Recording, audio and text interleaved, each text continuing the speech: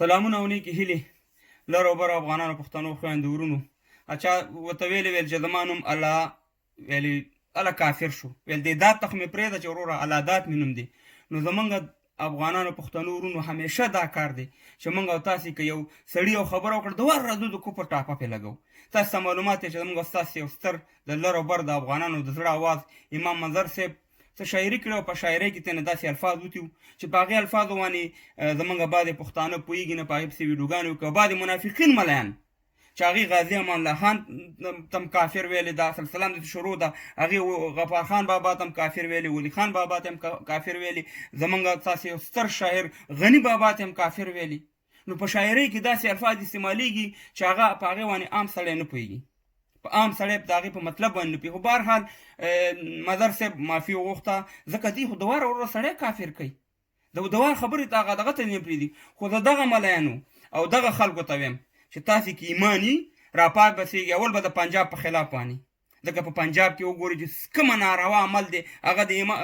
د مظهر صاحب دا ګناه به ډېره که د پنجاب کې چې دا کارونه کېږي دا ګناه به ډېره د مشرف ګناه به ډېری که د مظهر صاحب ګناه به ډېری د رانور ګناه به ډېری که د مظهر صاحب ګناه به ډېری او د خدای په قهر ککړ شویو ملیانو تاسې به څه ایمان تېر کوئ د لال مسجد د بمبارۍ مجرم مشرف ګرځي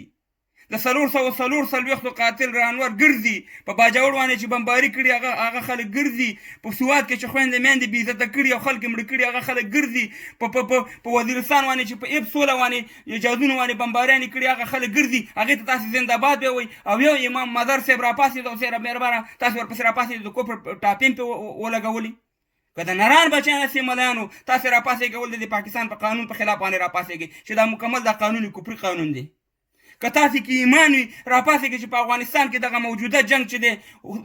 مسلمان وژني یو ورور بل ورور وژني د دې سمیع الحق حرامي زوی د دې مدرسې نه اوس په افغانستان باندې د کفر فتوې ورکوي وایي اشرف غني کافر دی ملي اردو کافره ده تاسې راپاڅېږئ یو ورځ مظاهره وکړئ تاسې راپاڅېږئ یو ورځ راغونډ شئ خپلو کې او ووایه چې په افغانستان کې دا جنګ بدلول موږ غواړو دغه مسلمانان یو بل مسلمان سره وژني د ټولې دنیا علما راپاڅېږئ مګر تاسې شیطانان رزیلان صرف دې لپاره ناست هستئ چې د اټک نه خو یو پښتون افغان د حق اواز اوچت کی یا د حق شاعري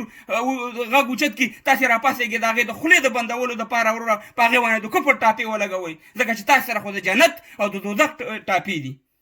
او دا اوسنۍ خبره نه ده افغانانو ورونو ما درته ویل چې دا د غازي امان الله خان نه تر اوسه پورې چې زموږ کوم پښتون افغان د حق اواز اوچتوي او د سولې خبره کوي د پښتنو د یووالي خبره کوي هغې پسې دې راپاڅېږي داسې د کفر ټاپې پې دواره لګوي که تاسې نران هستئ ورشئ په دې پنجاب کې دغه ایلمنډۍ بنده کوي ورشئ په پنجاب کې دغه مکې چې جوړې کړي ورشئ په دې پنجاب کې د پیغمبران چې پیدا کېږي دا دعوی کوي په هغې پسې تاسې یو هم داسې سخت راپانڅېدي مګرم د اټک نه دې خوا چې په پښتانه په افغان خاوره باندې لږ د کار سړی لږ د افغانانو یا د پښتنو د یووالي یا یو د خیر خبره کوي هغې پسې به تاسې همیشه دا تبلیغات کوئ امام منظر صاحب ستا په شاعرۍ باندې هر سړی نه پوهېږي ستا مطلب دا نه د غني بابا شاعري هم داسې ده د رحمان بابا شاعري هم داسې ده خو الله دې دا ناپوهه پوه کړي دا ویډیو مخکې شیر کړي او د دغه ملیانو ته یم که تاسې انسانان هستئ تاسې مسلمانان هستئ او تاسې چې ته په واقعي علما سئ راپابسېږئ د افغانستان دغه موجوده جنګ د فای ټکې ورته کېدی مظاهرې وکړئ او د هغه خلاف خلکو په خلاف راپاڅېږئ چې لال مسجد یې بمبار کړی 440 پښتانه یې وژلي په باجوړ کې څه حال کړی په وزیرستان کې په افغانستان کې نو بیا به هم توره وګورم ستاسې مسلمان یم معلومه شي دا ویډیو مخکې شیر